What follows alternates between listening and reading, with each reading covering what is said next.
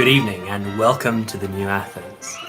You need to emerge from tools to understand the chaos swirling around us, to understand the chaos swirling around new generation, to understand the chaos swirling around new to understand the chaos swirling around new to understand the chaos swirling around new to understand swirling around to understand swirling around.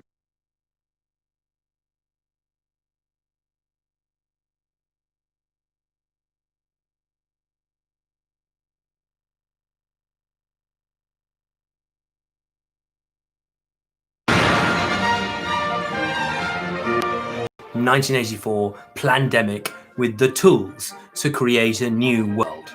The New Athens, the blockchain think tank, brings you those tools to understand the chaos swirling around us and the forum to debate how a new generation will take control from the Govidiots currently mismanaging our nation and our world with a breakaway civilization leaving us behind.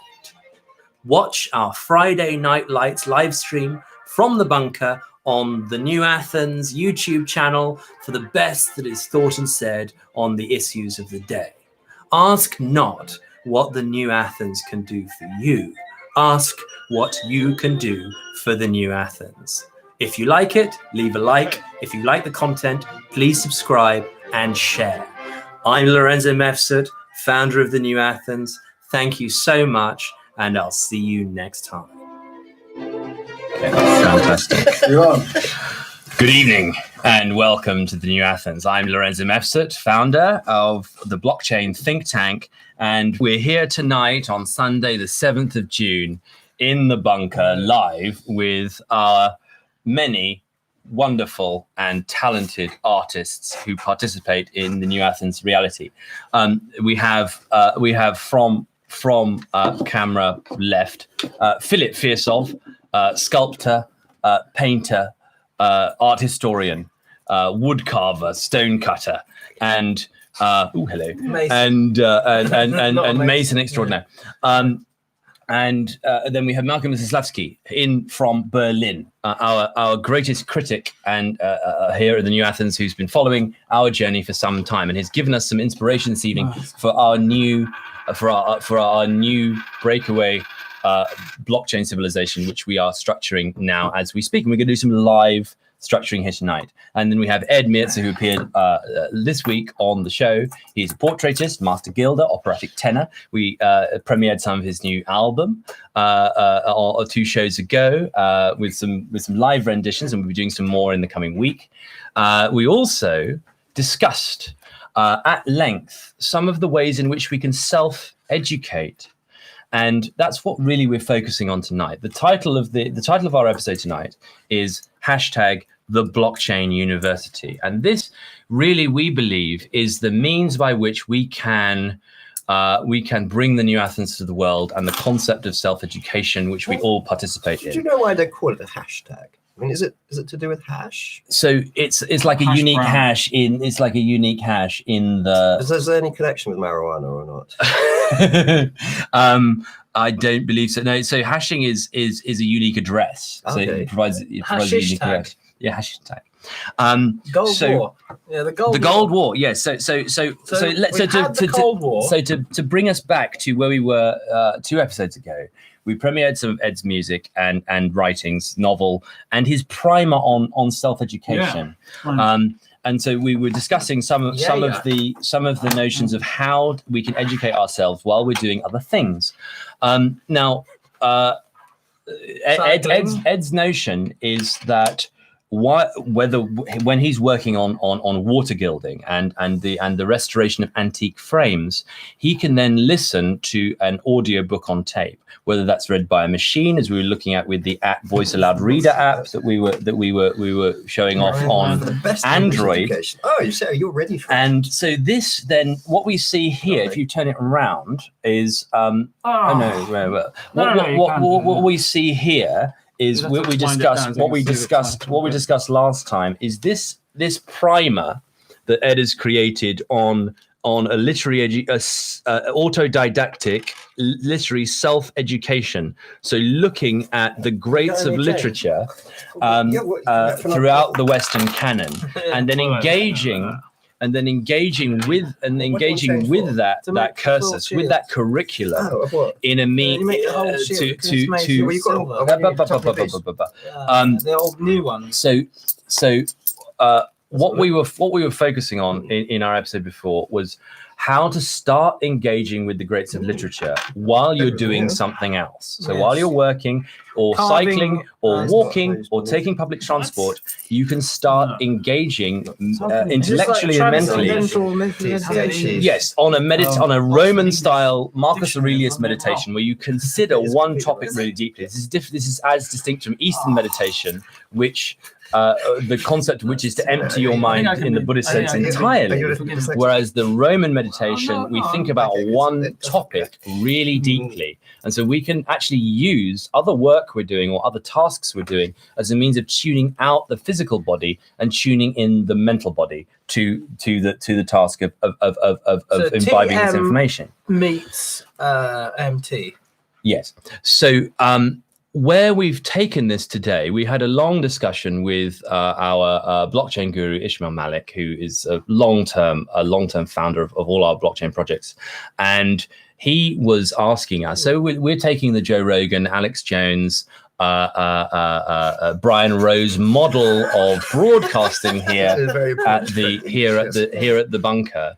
And we've been creating different kinds of video content for you, whether it be whether it be discussion of geopolitics, medicine, law, tech, the blockchain, finance, whether it be discussions of how to empower yourself physically and stimulate yourself psychologically and intellectually, and looking at architecture, looking at the built environment, looking at the smart city, and how we can build a new pro-human future. Where a new generation takes control of their education, their understanding, and their ability to build things with deploying and sharing skills.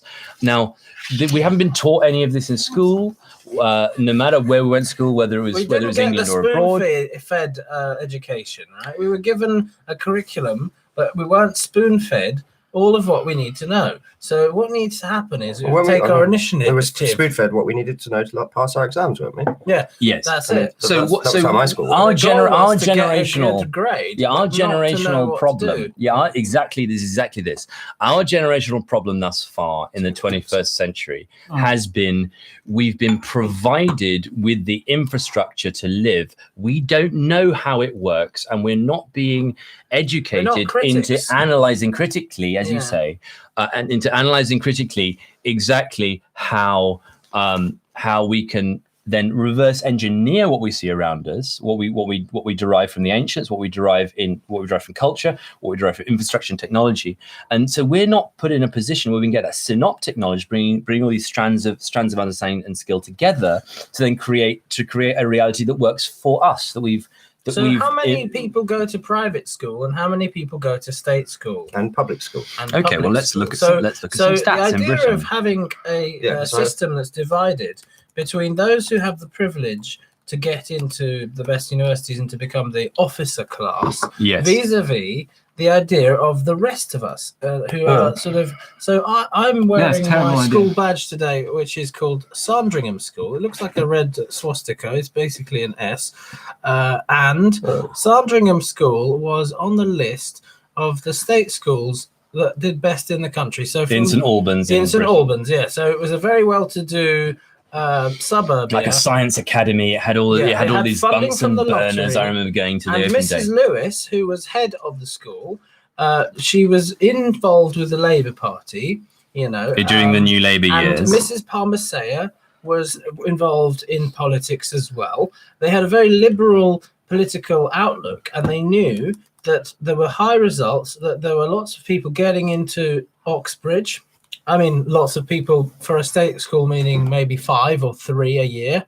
Yeah. Then the rest of them would go to Wales or to Scotland or to London. Of course, London being the nearest option. So I went to London University because I didn't know in my state school that places like the Ruskin existed, and I only found out later. The Ruskin it's postgrad. So there are two. No, they have a degree in art. They have a BA. Yes, and they're very good. They didn't use their BA. But are there on the there's the Ruskin is the trades unionists. Yeah, you had to or there's the art school as well. There's the Ruskin. There's Ruskin University. There's Anglia Ruskin University, which is the cadet university in but Cambridge. That's not what I'm talking about. For the arts. So our college or school. Wait a second. Arts Academy being a concept where they got funding to have theatre, music, and art. And then to increase that, they had to join a consortium of other schools in the town, which involved a school called Beaumont and another private school called Verulam. Yeah, it was semi-private school. It was a state school, but it was selective and boys only. Boys only. So this meant that we could choose from a large choice of subjects without paying for our education, because this was all within the state system, and it allowed us to do up to 4 A-levels. So that's what I did. And the Mr. Swan, who was in charge of sixth form, was encouraging everybody to get as high grades as possible and to perform well in order to get to university. So the goal at that time in 2003, when I finished, was that university was where we want to go. From a state school cursus. And from so, a state of course, school most universities were, there was the universities that the more unfortunate people would go to, like business studies and computing.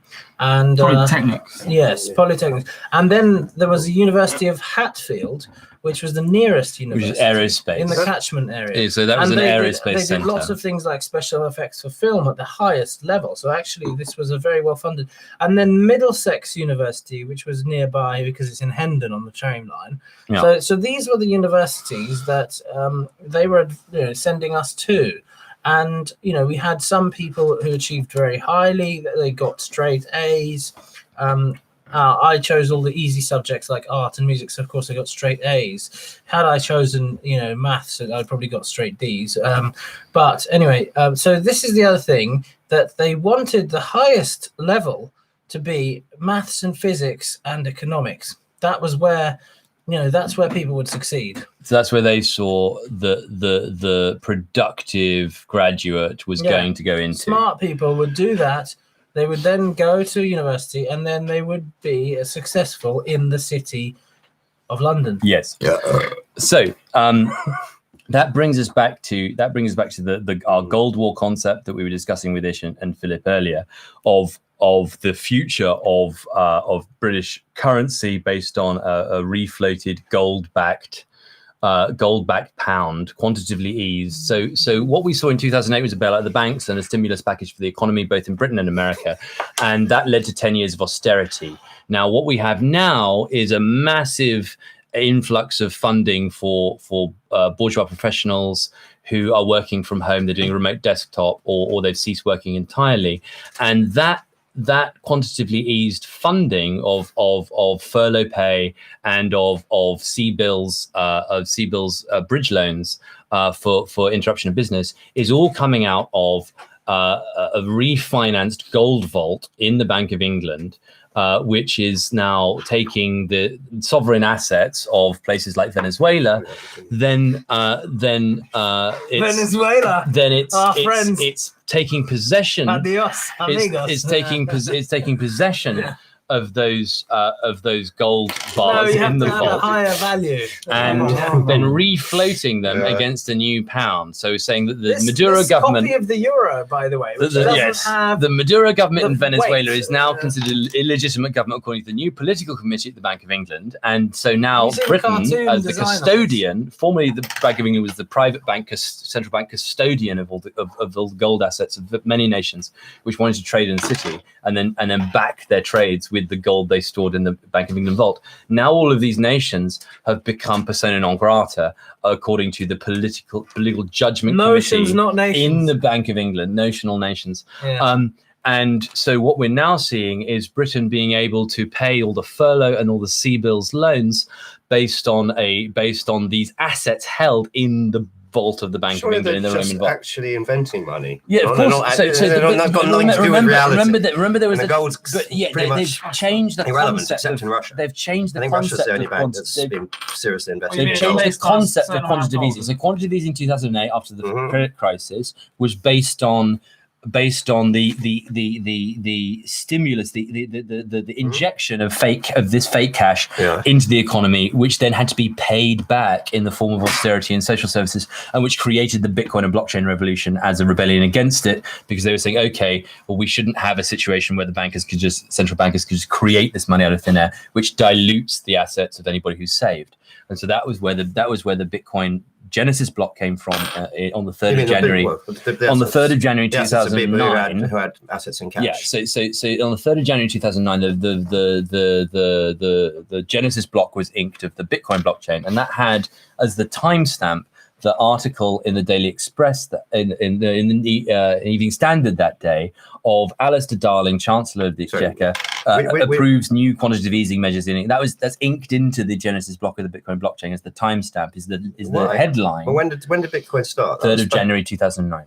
That was the first Bitcoin. Yeah, that was. So why were they based block. it? I think on a British newspaper. That sounds strange. Because Britain and the City of London is the clearinghouse of gold and of any standard of currency, because everybody comes here to passport themselves into the City of London. Passport themselves into the European Union. Sure. Yeah, well, and that was the consequence at the time when we were a member of the EU, and now we're the passport back in. Now we're the passport back into America, because we're changing the. Oh, there's lots at the door. So you just give us our a passports general have turned dark blue, Yes. black and blue. They're not really blue. We were promised blue. I got a dark black with a hint of blue, which is supposed to be the color before the European Union, and also similar to the American color of passports. Yes, you've just got one, haven't you? I've just received mine. So we have our administrative. We have our administrative section of the New Athens in terms of self-empowerment. This is the doc. Have you received it yet? No. This is the organ bodily sovereignty document that you get from NHS. And this is the rejection notice. This is your rejection. They don't want you. They don't want you. No, thank you. No, thank you. We're going to stick to it. I'm not going to lease it. I'm going to use up my body, and then I won't give it back to the landlord. No, you may need to contact me again. No, let's just check that. It's got the full name, address, date of birth, everything you need. Yes, everything you need. My mother's maiden name. All of the above. You can try and get it through. So this is the document you need. And I see you're not going to donate organs, tissue, only money and material assistance. Is correct? And yes. This is the gold star I now have to wear on myself to prove to the NHS that I'm not an asset. I'm a recipient of care. Well, this is fake fiat. This is fake fiat cash, which is what we're talking about. I mean, have we not got any gold? Let's get the gold out. Because I think Lorenzo, the viewers would like to see your gold. It's like a music video. Just produce a few sovereigns. What we need to come on to discuss is where we've arrived at today. So with the New Athens, Mornington Media. With the New Athens, we're in Mornington Media bunker. We're in the Mornington Media bunker here, and we're broadcasting live through the internet. But what we need to come to the understanding of is how to scale the New Athens as a blockchain think tank and as a means of creating a pro-human future, a generational shift in power towards the articulation of young energy towards a productive building program of creating new civilization. We need to get more girls in. That's what he's saying. Exactly. We need to create our breakaway civilization. So there are a lot of how do we exactly? Well, we've discussed this in our previous episode, Tilting at Windmills, with Philip, looking at different modes of life and looking at squatting and anti-squatting as means of creating liminal spaces in the city and creating art collectives and so on. So this feeds into now looking at the way in which we engage with the future. And so how do we scale the New Athens as a concept to bring together these different kinds of knowledge with different skills of these different experts in various fields? How do we do it? We are creating a blockchain university, hence the title of this episode, the Blockchain University. Hello, Raphael. And we have an educator just come into the studio. Raphael Pepper, everybody. Hey. Hello, Raphael. Hello. Say hey. Is there a space for me? There's always space for everybody. Yeah, that's the point. Space in the university. fish. Everyone can fit in. One more. More? Oliver. University. You want some more? Can we get him? Can we get him right up? Can we get a leg in? Right.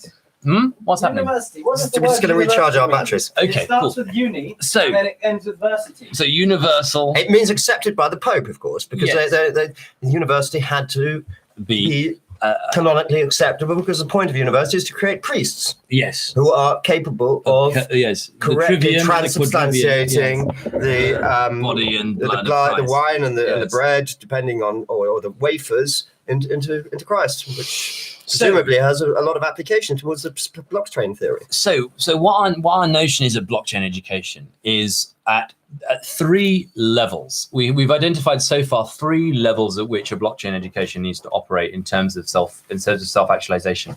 One is tutoring, which I think Philip, when he comes back, will be discussing in terms of his experience of tutoring Russian emigres in London. Thank you so much. Now, that's where the money is. So money is in the Russians. That's where the money. That's where they stole the money, so we have to. So we have Russian emigres in London, and Russian culture to a great extent, as we've seen since. Those two words don't go very well together. Since Tolstoy has been Russia and culture. Russia has been a custodian of Western civilization. When I hear the word culture, I reach for my revolver. I know. However, he wasn't Russian. Even despite that. No, he was Russian. He was Russian in part, and the Moldavians. He was Moldavian, I believe. So that's Putin. No, Putin's not Moldavian. Putin's Russian, but I Putin believe that Lenin was means priest. Moldavian. Moldavian. Sorry, Moldavian. I believe. And then yes. Yeah. Okay, so the point is that the Russians have the money, and they also keep the standard. Yeah, they keep he owns the standard. They keep the flame alive. They keep the flame alive of Western civilization. So let's go through Let's go through our 3 categories. So the paradigm of category. Son of a swan. The paradigm of the.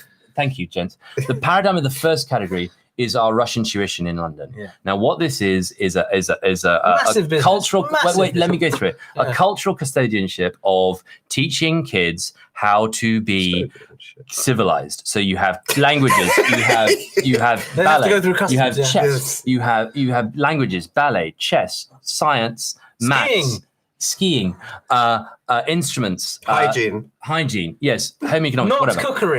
Not cookery. Well, we'll discuss this later. How to speak to the sun. They can make borscht, but they don't cook. There's a cursus or a curriculum which is actually most used at the moment, not in state schools, not in private schools, but in private houses of Russians. Right? I've never watched. Now, so this is where English education is going. Show. So then there's a second, and the end point of that is admission into the public schools of Britain.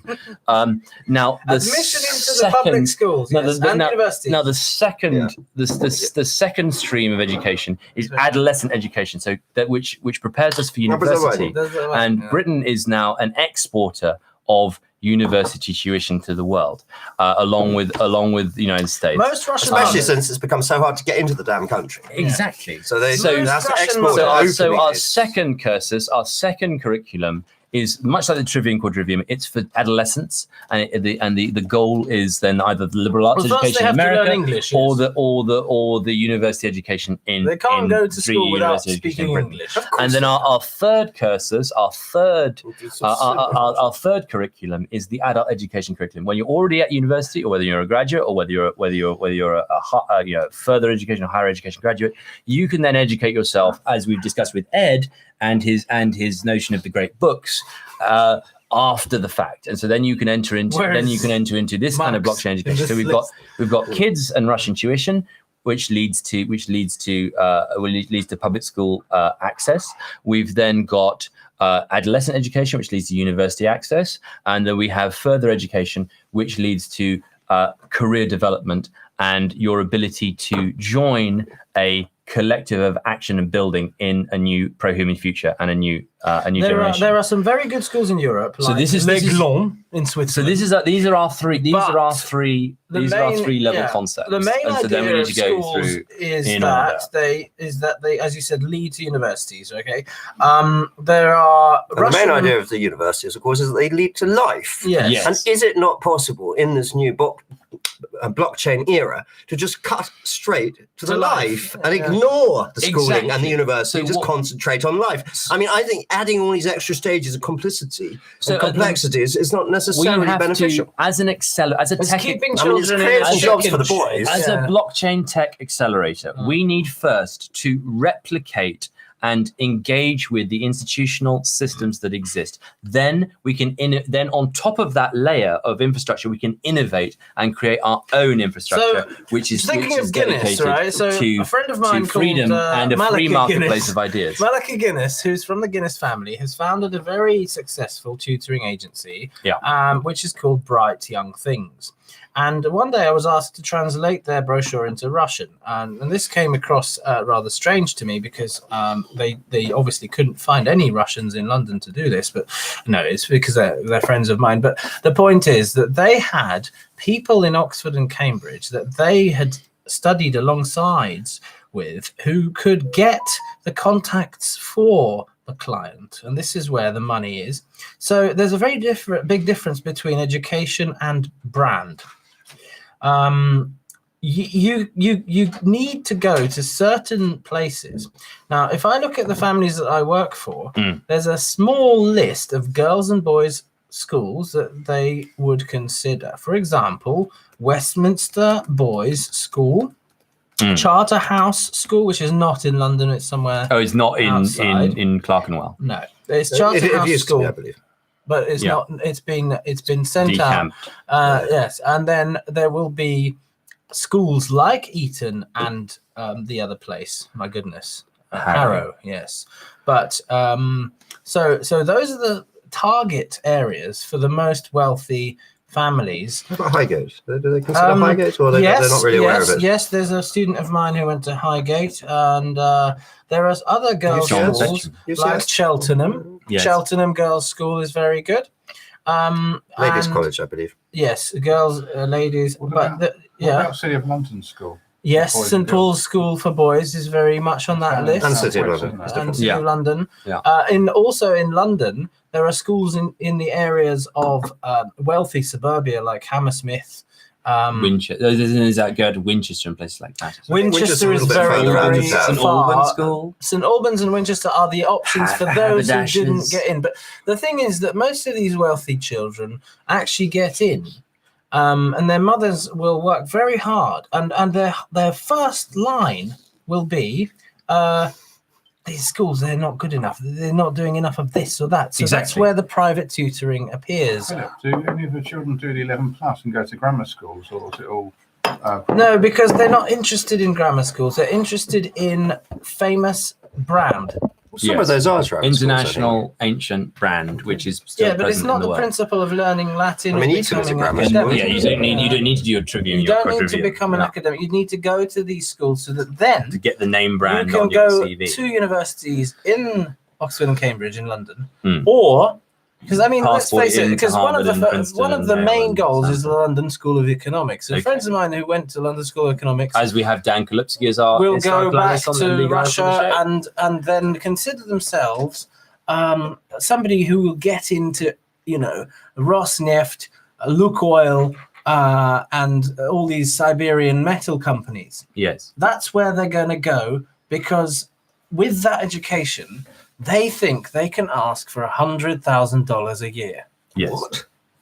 As a consultant in Russia, oil or peanuts that small. No, that's a start. That's a starting. But I mean, $100,000. That's the base salary. That's less than the education costs in a year, isn't it? It is Tolstoy and Brow. But that's where they will use this brand to then be the English-speaking, wealthy Russian back in the provincial but very wealthy. So our notion with blockchain acceleration is to reverse engineer all of these systems, abstract the benefits to civilization and benefits to the individual, and then and then decentralize, and then allow these curriculums to become public and democratic, and then have the ability to share that curriculum and level up our civilization by collectively allowing ourselves to benefit from the ancients and from modern scientific understanding. So the idea is so everybody's going to become rich. Yes. The English gentleman. And Britain is going to become an antiquated a startup accelerated nation. And Britain will become rich at the expense of the rest of the world. Again, is that correct? Can I just ask, interesting thing is 150 years ago, we had the Forced Education Act, which made primary education compulsory. Yes. And now there's a situation with COVID where they're going to move all the lectures online. So here we go. If we share the screen, Oliver, of the laptop, I've got here one story straight out of the Guardian. So this was. That's what inspired. But are they? Are they moving the tutorials online? Yes. The lectures are unimportant. The supervisions are still in place. So supervisions are small seminars or one-on-one tuition with they'll be online too, or fellows of the colleges of university, and these are still in real life. These are still. Is there a blockchain way to do assessment? Yes, of course. We can create decentralized exams. We can create exams where we mark ourselves. So Cambridge University, which is the gold standard in British university. No, I think you'll find that's is now moving. It's for the sciences, it's Cambridge, and for the arts, it's Oxford. No, not UCL. The arts is actually in London. So London is the centre of the art world. The reason we're interested in this story that appeared in the Guardian on the 19th of May, so over 2 weeks ago now, because you can get in a gallery, is that the gold standard university, how we see it. You mean the blockchain standard? The blockchain standard university of Cambridge, my alumnus is now going online, and what they're doing at the moment is refusing students the ability to defer their place. So they're paying through the student loans company for the brand, but they're not going to get the experience or the immersion in the place. Well, this is the same as them opening. So they're going to be at home masturbating instead of having fun with the other students. Exactly. And they're going to be paying for that. I mean, that is outrageous. I mean, and you're going to set up a way so that these people can get together and actually learn about their bodies through the blockchain, but in physicality. Take control of their sovereign organs. And how are we going to help these young ladies and gentlemen? This is what I want to know. I think this is what we're all waiting to know, because obviously part of the university experience is that you go there and you meet older, more experienced people who help you understand. Pederasty. You better ask you for you, perhaps, like the girls for other people, but the point is that they learn these physical experiences and the virtualization. So it's like, how does you actually transfer this sort of experiences online? So what we're trying to do is what we have in... It's not a finishing school, it's a beginning. Yes, exactly. It's the beginning of your education. It's the beginning of the creation of a new world. And so I'm very interested in what Raphael has to say, who's just come in totally virgin to this conversation without actually knowing what we're doing. So Raphael runs a special educational needs recruitment agency, as I understand it. Special needs. Correct, and he is on the front line of getting people to understand things. And understanding how teaching can inspire and access the brains of the sort of the neurodiverse. Well, thank you very much for that. Just harking back to this point about the experience of going to university, particularly, I don't know if it was, I think it was Oxford, wasn't it, where Tolkien went, C.S. Lewis, So imagine if they hadn't met. Imagine if they hadn't met at university. New Zealand wouldn't have all these ghastly tourists pouring in, and all these people blockchaining. They were just privileged, and that's the only reason they ever got to that position in the first place. Well, they were all First World War vets and so on. So I'm sure. What's your point? That they went to university. They went to university and they met each other, and they had conversations outside of the lectures. Down the pub, wasn't it, every Tuesday morning? Or whatever, And that wouldn't have happened if the whole university experience was online. If it's all going to be online, there's no point even applying for university. So you could just do it online. Because you don't get in the students' but the point of your blockchain university is that everyone gets to meet each other and fuck, no? Yes, that too. But how does it work? This is online, and these people aren't supposed to reach each other. So our notion with the New Athens and combine dating and university together. Well, obviously, that's what university is. I suppose pederasty must be very important to you as a New Athens. Because in Athens was all about, their educational system was basically based on young boys, elderly men, or middle-aged men exchanging knowledge and bodily fluids. Yes. That's what Athens was about there. I mean, it was. And as your somebody idea who descends from Greece, I do quite understand exactly how that system worked. And of course, the orthodoxies today in Greece would like to pretend that it's not like that. It wasn't like that. The Orthodox educational establishment? No. I thought that they were actually quite keen on it. Well, see, the thing about Greek culture is that it tries to say that we're the sons of Aristotle and we invented democracy and philosophy and science, but they don't want to tap into then the other structure. Well, I thought Greek love was still quite well practiced out there. So anyway, another point is that there are schools that are opening up as a franchise in Dubai and in China. So my school was trying to do this in Dubai. It's an Auburn School, Dubai. It hasn't yet taken off. The NYU has a campus now in Dubai. Mm-hmm. So you can study in New York while you're in Oxford. And presumably those campuses in Dubai, they also suffer from the same virtual problem that the men and the women aren't allowed to get it on together. I guess for the pederasty, it's fine because the men can do whatever the men want to, or the men and the boys. It's always been a thing, hasn't it, out there? But do you think that that's really a problem for your school? Because your school was. So what we try to do with the New Athens is bring together the virtual and physical presence. Exactly. But how exactly are you going to physicalize this virtuality? So we can create a set of curricula that then allow people to then come into the accelerator out of their lessons and exchange knowledge, build startups and build careers based on new kinds of exchange of skills. So we're taking the education and then we're applying it to the world, applying it to new technology, applying it to new forms of living. And so we can then not abandon the students to then a workplace workplace market of graduate jobs, which then don't inspire. They don't give people a purpose. And that's what we're seeing with our generation. We jump through all the hoops of exams, but we don't know why we're doing it, apart from, as you say, to get the corporate existence, and then there's no fulfillment there. Since we lost the empire, the whole thing kind of lost its point, isn't it? Because the point of these schools, the point of these universities, the whole education was so that the British could go out, and fulfill their white man's burden, as they used to call it, and rule the world. And since that doesn't happen anymore, it's all rather pointless, isn't it? So, I mean, what is this blockchain revolution going to give us to replace that goal of enlightening and lifting up and exploiting the whole world? So it's trying to spread it out a bit more evenly. That's so we need to create. We need to create. Did have that. Everyone had those. What the ultimate goal? I mean, the ones who'd finished the schools. Well, the ultimate goal of the finished, but not everyone has the opportunity to even get there in the first place. Well, of course not. The ultimate goal of this blockchain university that the New Athens is creating is attempting to achieve is a network of smart city states with a new generation of tech savvy, also civilization savvy, ancient savvy people who can then build. Are you actually intending to institute slavery, or you're going to try? No. We're going to have robots instead. No. Because Athens was based on slavery, wasn't it? Without slavery, they couldn't have had symposia. They couldn't have had a university. They couldn't have had any of those writers. It's all about slavery. So let's look at what Marx said. Marx said that if we all work, I've never read Marx. If we all Marx, work, yes, of course. If we all work for 1 hour, I mean, if it was, if that club would let me in, I wouldn't join. If we all worked for 1 hour in the sewage plant or the electricity power station or on the farm per day, the machines would break. Then the rest of the time, and we exchange our labor into the labor exchange. Then in the rest of our day, in the 23 other hours of our day, we can all become poets and philosophers and composers, and we can have a fulfilled. You don't want everyone to be composers. So Marx's notion was the more you can practice music. We all learn to play the trumpet. I think the trombone. The trombone. It's like. So when I hear the word culture,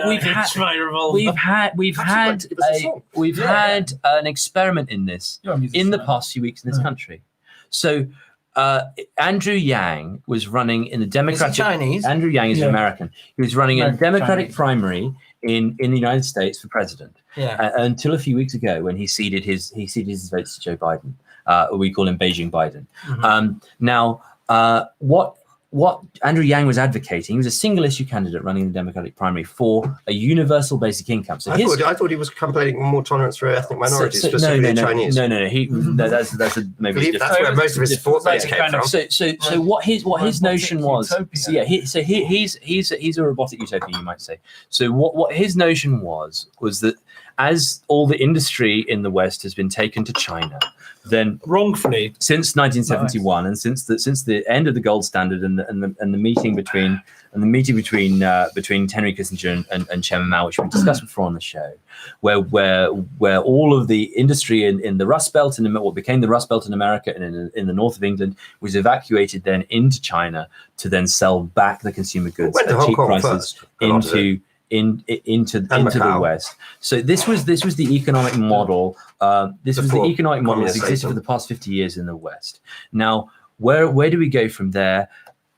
Andrew Yang's notion, he was a single issue candidate running in the Democratic primary. His notion was, of the manual and skilled labor jobs that are left in the West, they're going to be AI'd, automated, and mechanized out. And so you're going to have then a class of people who were some of them still in work in manual and skilled labor jobs, who now are idle, and they need to be provided with quantitatively eased consumer money to keep the consumer economy going and give them a purpose. Why did he want to do that? What was the point? It's just like creating fake money to create a fake economy to keep creating things that nobody wants. So it was like a really they don't have any ideas. But he doesn't. He doesn't have. They've got no original ideas about how to create an economy. They're just saying replicate in a fake ersatz way what we have now, because all of these manual and skilled laborers are going to be out of work for the end of time, like because of the AI, because of the mechanization, and because of the automation. I think Matrix really gives a very good way. And then you go Matrix pod. Then you have the feeds coming to the pod, and you start farming the human.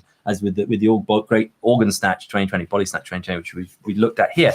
That's not my plan. You keep blaming me for it, but honestly, it's Ed's responsibility. Why is this important? Because now, during the COVID 1984 pandemic that we've experienced in this country and across the West in the past few weeks, what we've done is we've had an experiment in the universal basic income. But as we say, it's come not to the working class. It's come to the bourgeois middle class, who've gone onto their hot desking remote workstations from home or have been idle entirely. Now, they've been not the workers. The workers have still been sweeping the streets. They've been keeping the water and the electricity on. They're keeping food on the shelves. They've been keeping people alive in the hospitals or not, depending on the protocols that you see in hospitals at the moment.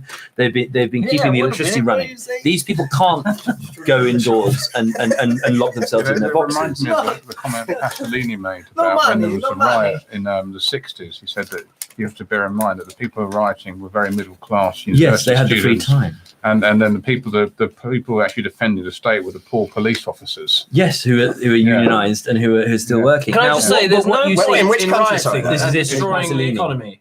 Stop writing. I find that very dubious. Surely the Italian policemen were reasonably well remunerated by all the bribes they were taking, not to mention their salaries. That's a different matter. Well, I'm pretty sure. In most countries, the police are very well paid for by bribery. What I wanted to engage with here was that we'd have an inversion of this Andrew Yang model, where supposedly the workers are getting paid the universal basic income. Instead, the workers are still working and keeping the infrastructure of our civilization functioning. Whereas we have a nice life. Locked in our boxes. But what have we done with our time? Like, people have been on Instagram, they've been sitting in their homes, they've been on social media, they've been wanking, they've been with their thumbs up their ass, and they've not been learning new skills, learning new languages, building new startups, building new entrepreneurship, gaining an education. And the middle class... Only Lorenzo has been here slaving away for you, working to build this amazing future in which you can participate for a small donation.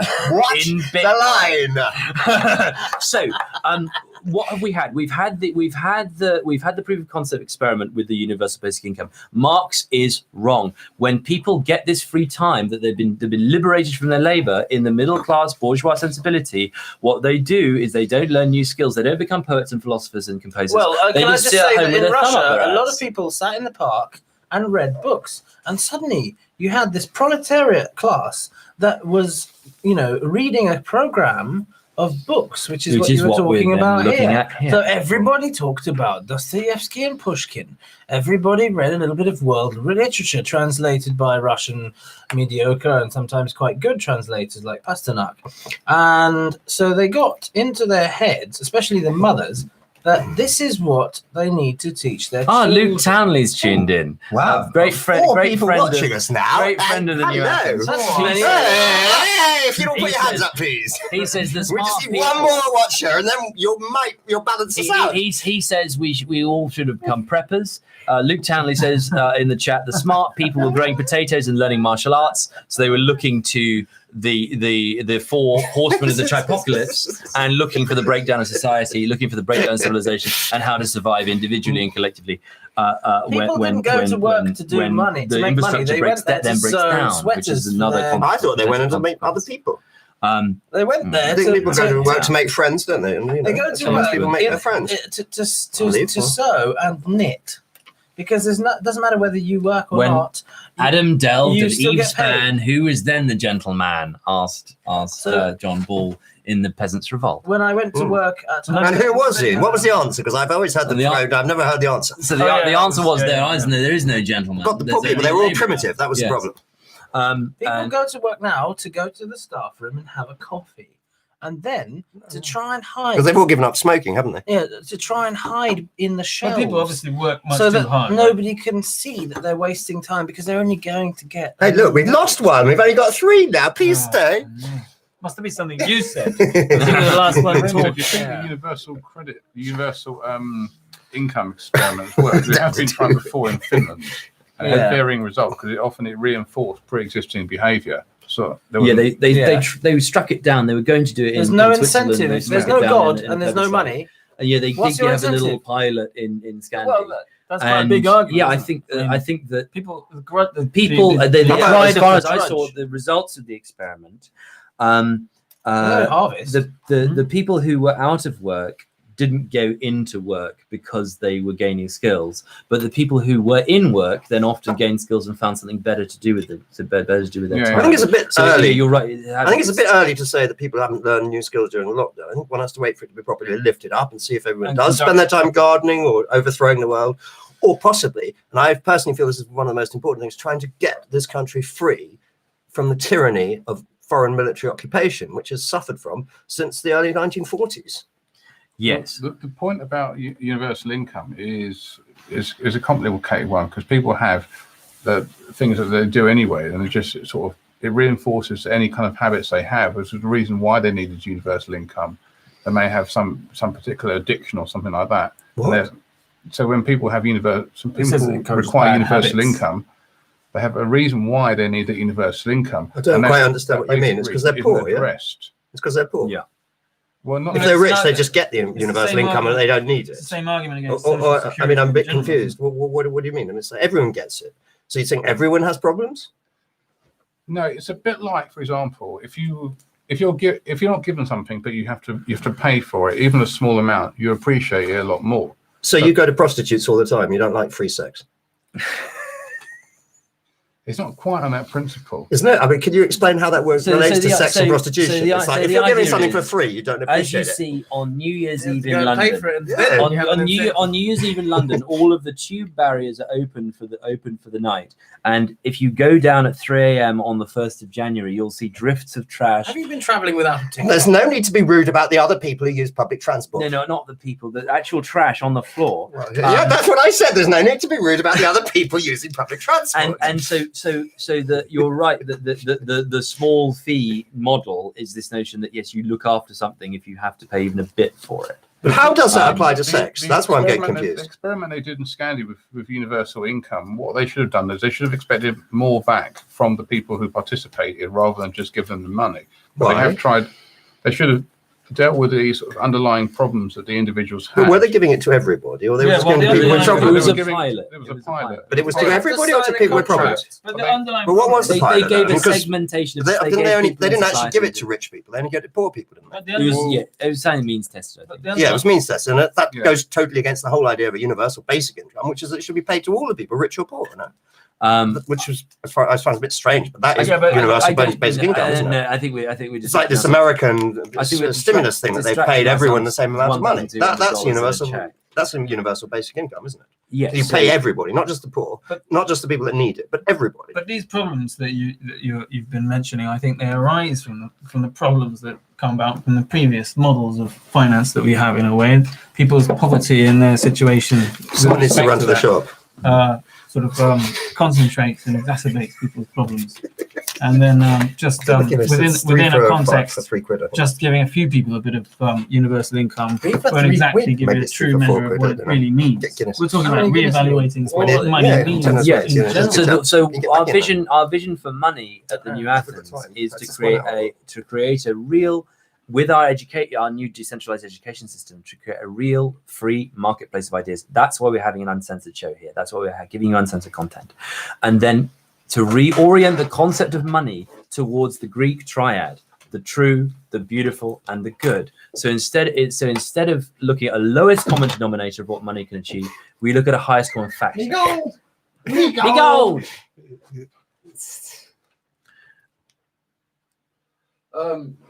Luke Townley says quantitative easing is universal credit for the rich. Yes, so socialism for the rich and capitalism for the poor. This is the way that surely that depends how financed the rich are. So this is. It's not if you're quantitative easing. It's for some of the rich, but not for all the rich. I'm saying this is the system that's existed for 50 years in this country, in the West. The startups. Yes. Yes, QE pays. Well, this is why we're here, right? Did you get your grant? So we're currently, we have a colleague in another bunker who is exploring at the moment exactly how to access all of the different kinds of C-bills, all the different kinds of loans and grants, which we have access to at this time with the quantitative easing, and we will be presenting you in the next week or two, then the exact a step-by-step process in a walkthrough format of how to access tens or even hundreds of thousands of pounds of business interruption loans and different kinds of credit systems which are being innovated by the Treasury. Day by day they're coming out with new models. So I think we're working on that for you, and we will be providing those walkthroughs as and when they come on stream. Once we've reverse engineered these tick box systems to the extent that we can then provide an on-ramp through the New Athens to you getting all of the stimulus that you can. Do you have anything online yet with it? So we're currently working through the walkthroughs, and then we'll be providing like the download on exactly how to do it, so you don't need to actually think about it. And because what the administrative state does is it provides, but then it obscures. So it requires then teams of accountants, solicitors, to go through the terms and check boxes and all the different forms to fill to access then the funds. And so there's then this bottlenecking of if you have the access to legal representation, if you have the access to accountancy, then you can participate. But then there's a gatekeeping there, which we then need to jump that fence. But when you jump the fence, you want to get rid of the gatekeeping. Yeah, no. So we want to get. You want to set up special gatekeeping that's only evaded by the people that subscribe to your university. Yes. So essentially, what we're going to do, one of the courses which we're trying to rush through now is getting access to all of the loans, grants, and credit systems that the government. I think what's particularly important, and people are having a great deal of difficulties, self-employed people who deliberately declared less income than would have allowed them to qualify for paying income tax. However, still, I believe, entitled to this benefit and are not all being able to get it. So I think this is one of the things that I believe you're urgently going to produce instructions on how to obtain this. So money. one of the keys we've found so far, examining in detail the requirements, is having you can attach self-employed people to to existing limited companies that existed before the 9th of March 2020. And so we're examining exactly how then to attach a collective of self-employed workers who've not made those declarations into limited company structure, which then can get them back access around through the tax forgiveness till January. And so we're working on this right now, and we will give this to you in a coming show update. But no, this is then the practical financial coal face of this kind of education, or even chalk face, yeah. So anyway, that's a little bit of an update on where we're at, and we have a solo from Ollie to. Yeah. All right. So we got a little bit of give a scenario afterwards. Yeah. Well, this is what camera is it on, Ollie? What camera are we looking at? It's just on me. We're on just me, I think. There we go. Let's have a close up on Ed. Here we go. From the top, Ed. Yeah. So E7. Which key are we doing in? Che bella cosa Narionate sol Noria serena dopo una tempesta e l'aria fresca parecchia la festa. Che bella cosa Narionate sole ma non tu sole più bella in oh sole mia sta in fronte a te oh sole mia sta in fronte a te sta in fronte a te. Behold the sunlight in all its splendor. Forgotten is the storm, the clouds now vanish. The freshening breezes, heavy airs now banish. Behold the brilliant sun in all its splendor. Is it? Most all I know of that brightest day, this sun, my dear one, is not but thee. Thy face, so fair to see, shall now, my son, you'll go to high sea.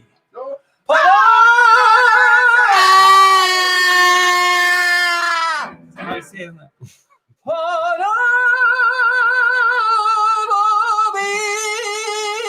Sorry. Oh, it's just us sitting down and everything, but cool. There you go. Cool, thanks. Bravo! Bravi! Bravissimi! Hurrah! There you go. Cool, is that it? Is that it? How many have we got now? Got 6 people! Ah! So they didn't all go away as soon as I started singing. No, you got more. We got like an extra 2, I think. They probably want an encore from you. Leave them cool. All right, then. Well, we sort of got somewhere, I think. Yeah.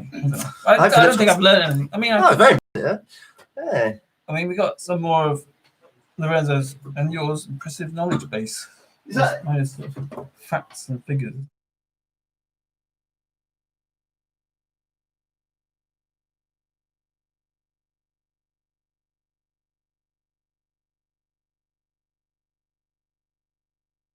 We've got Philip's gone to the shop. He's bringing back more Guinness, and then we're going to be able to discuss black magic in Africa. So fantastic. Thank you so much, Ed and Ollie. That was a wonderful little musical interlude, and so that brings to the end the first part of the show where we've been live seeding out the ideas and concepts for the New Athens hashtag the Blockchain University.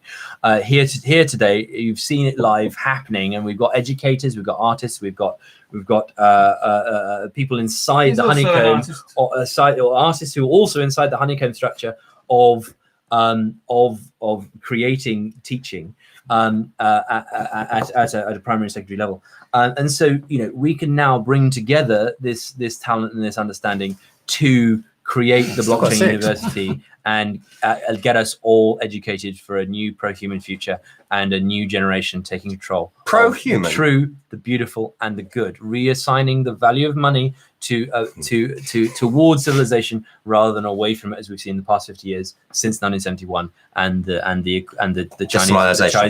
Chinese American rigged capitalist destruction capitalist system. Decimalization. That was what destroyed the money. It's like when they started this ridiculous idea of having 100 pennies in a pound instead of this totally natural 240. Not to mention abolishing the guinea. So thank you, Michael, for an insight into. No, I do hope that. And I'm going to speak to you about this afterwards, but I do hope that a return to the divinely instituted system of money that was in use in this country up until 1971 will become part of your program. Why is it divinely? Well, it was here. That's what we had.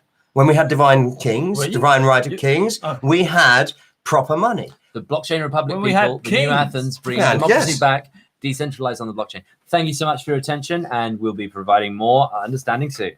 We've got 7 people. Ciao, Bella. Yeah, it's super. Cool.